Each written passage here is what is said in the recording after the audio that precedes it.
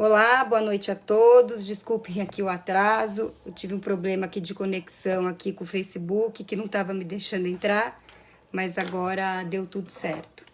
Meu nome é Renata, sou trabalhadora do SEAC e gostaria então de fazer a preleção desta noite. Vamos então nos harmonizando com a energia do ambiente, aquietando nossos pensamentos. Vamos saudando nosso anjo de guarda, que está sempre ao nosso lado, que nos protege, que nos intui, que nos auxilia. Vamos dando nele um abraço bem apertado, agradecendo a ele a oportunidade de estarmos reunidos esta noite em nome de Jesus. Vamos saudando as equipes de limpeza que estão aqui conosco e que nos envolvem com muito amor e carinho. Vamos saudando Maria de Nazaré, nossa Mãe Santíssima, e vamos nos envolvendo com o seu manto azul de luz, que dulcifica nossos corações, que derrama sobre nós suas bênçãos e seu amor. Vamos saudando nosso Mestre Jesus,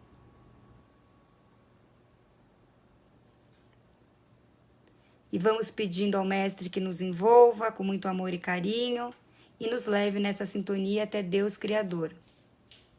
E diante do Pai, ajoelhados em espírito, agradecemos por tudo que temos, por tudo que somos, pela oportunidade dessa reencarnação e de estarmos juntos aqui através da prece que Jesus nos ensinou.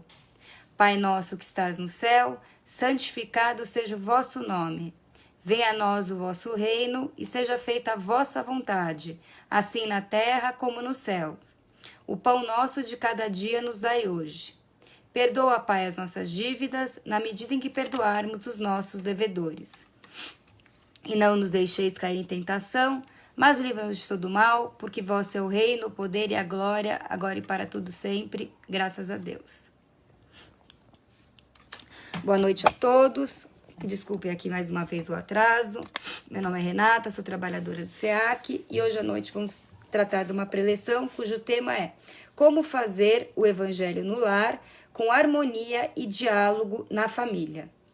Esse tema se encontra no Evangelho segundo o Espiritismo, no capítulo 28, itens 4 e 5. E vamos lá. Primeiramente, Jesus falou-nos que onde 2 ou 3 se acharem congregados em meu nome, aí estou eu no meio deles. O que Jesus queria dizer com isso? Em Mateus capítulo 17, versículo 20. Jesus queria dizer o quê? Que na verdade nós temos uma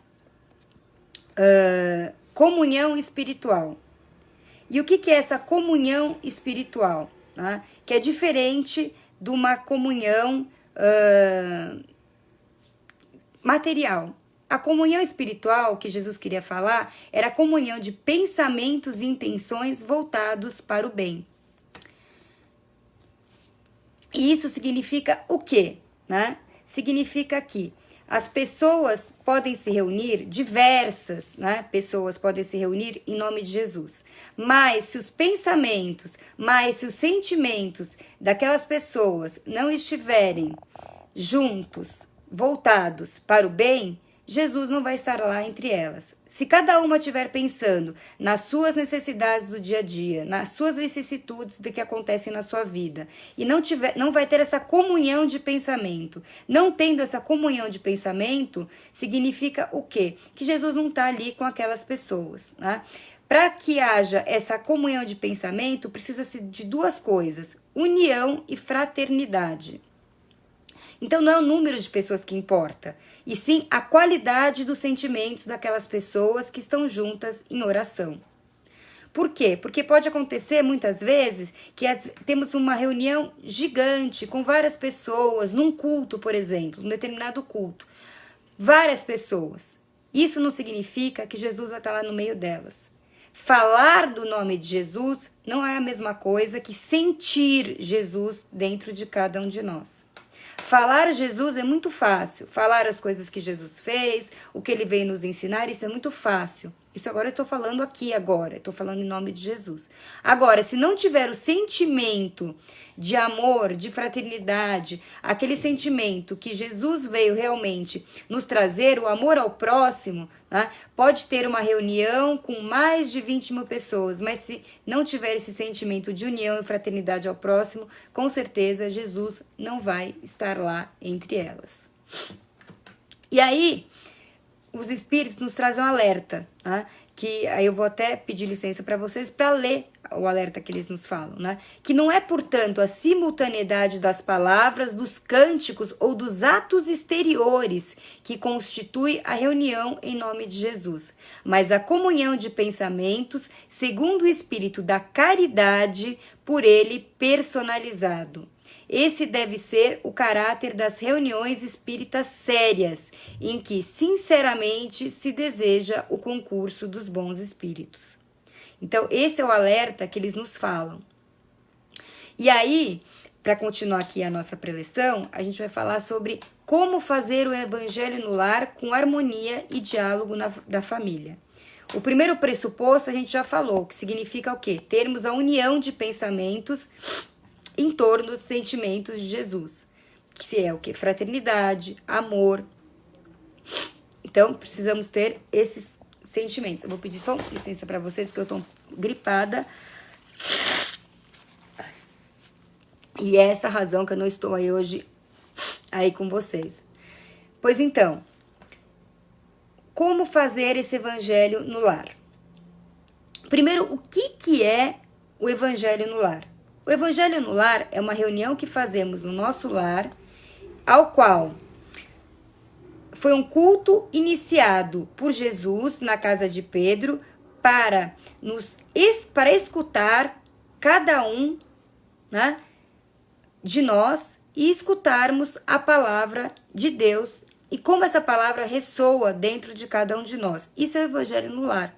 É uma reunião que nós fazemos em família, né, justamente para que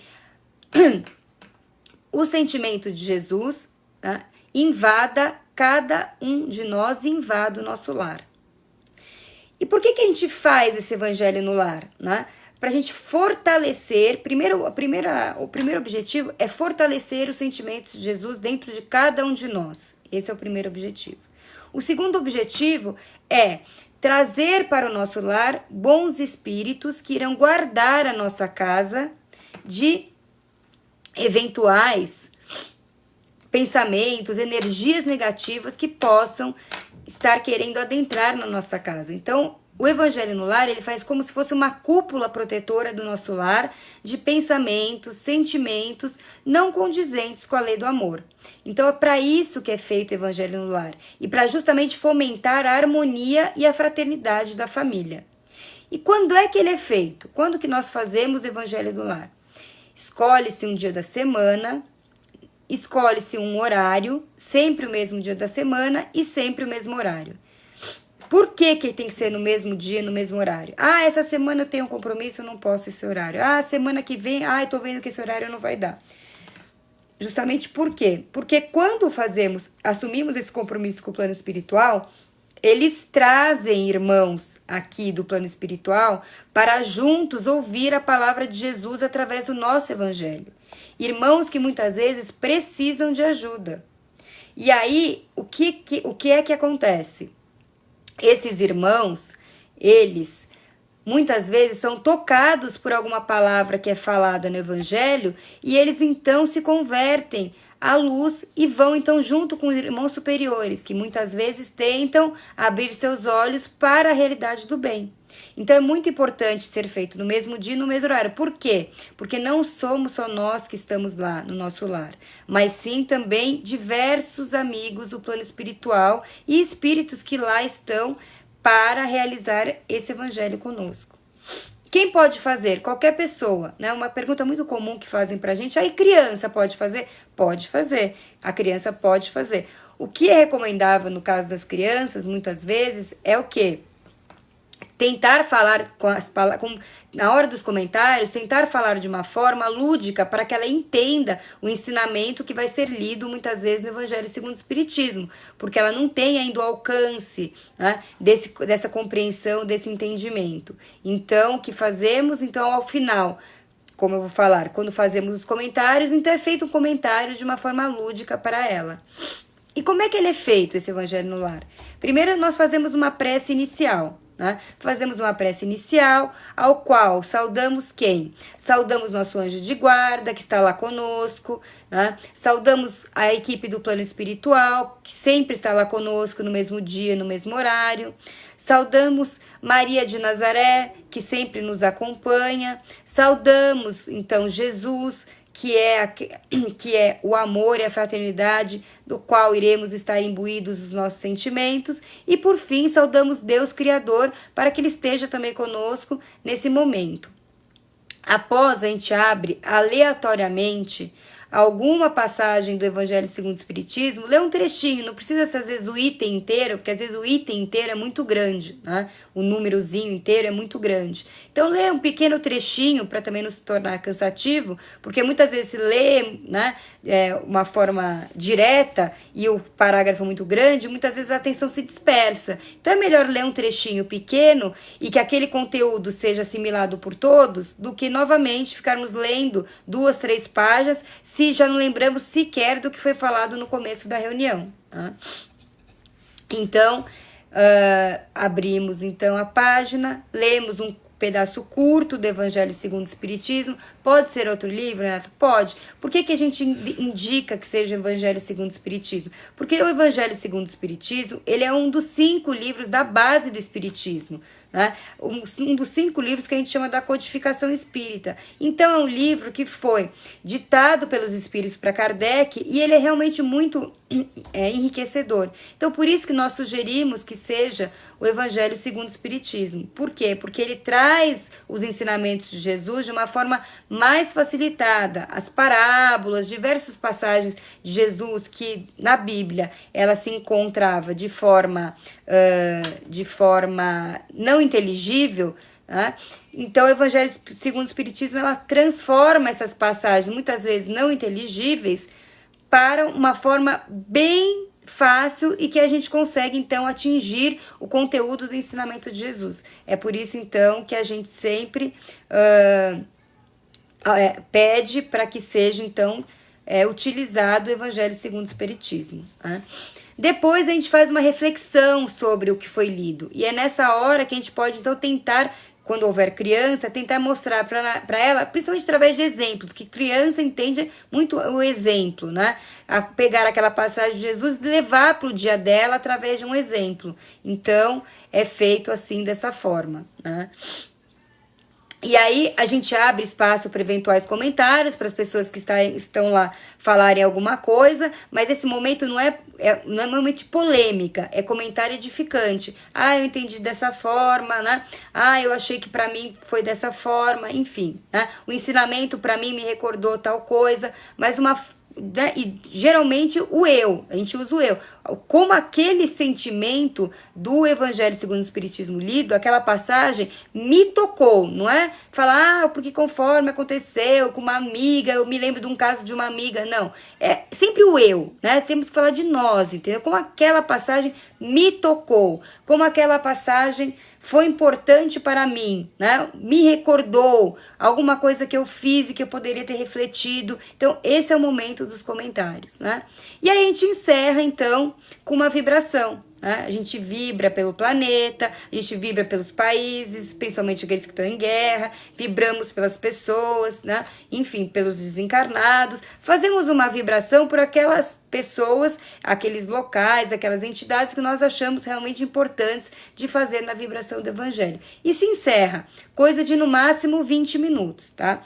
Uma coisa que sempre perguntávamos que sempre se perguntavam para nós quando estávamos na casa espírita, que eu não estou, mas vocês estão, mas enfim, uma coisa que sempre nos perguntavam mas eu moro sozinho, como eu vou fazer? Não tem problema se você mora sozinho. Justamente por quê?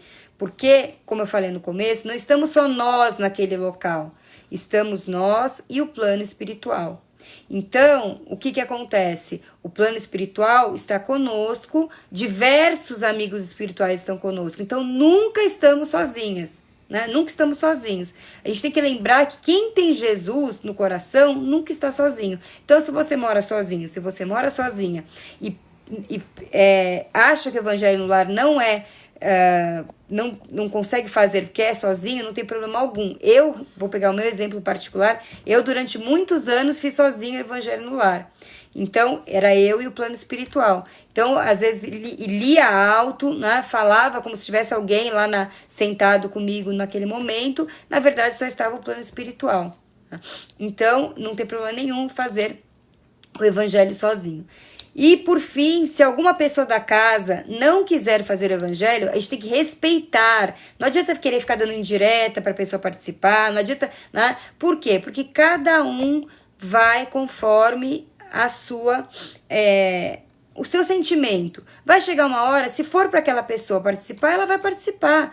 Agora, a gente tem que lembrar uma coisa, que uma das coisas que Jesus veio nos ensinar foi o respeito ao próximo. Então, precisamos respeitar o próximo, e se alguém na nossa casa não quiser fazer, tá tudo certo, tá tudo bem, ela fica no canto dela, e nós fazemos nosso evangelho.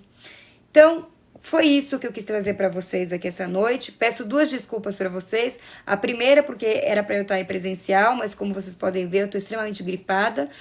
Então, acabei que não consegui ir presencialmente. E a segunda é que eu não consegui também entrar, porque tive problema aqui no meu celular para adentrar pelo Facebook. Entrei com uns 8 minutinhos de atraso, né? Peço desculpas desde já, por isso que eu estou passando só esses 8 minutinhos. E gostaria de agradecer a paciência de vocês aí. E espero aqui revê-los em junho, se Deus quiser, presencialmente, porque também estou com muitas saudades de estar aí com vocês na Casa Espírita. E vamos reunindo tudo que temos de melhor de dentro de nós, na forma de vibrações.